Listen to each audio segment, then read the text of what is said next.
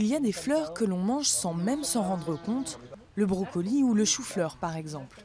Et il y en a d'autres, des fleurs plus délicates, qui germent peu à peu dans les cuisines. Déguster des pétales, inimaginable il y a encore peu de temps pour cet horticulteur.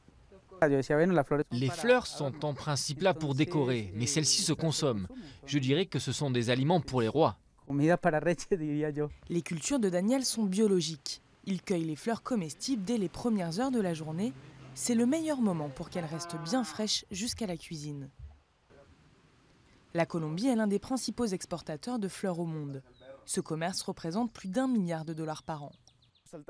Cette alternative est apparue avec l'hypothèse que si la Colombie était un pays producteur de fleurs de décoration, il pourrait y avoir un autre marché exploité.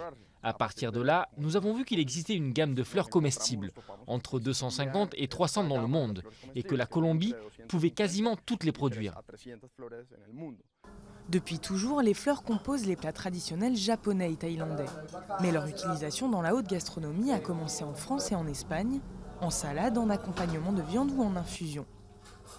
Le chef Alejandro agrémente ainsi sa salade de pommes de terre, de capucines et de fleurs de moutarde. Et ce n'est pas que pour faire joli.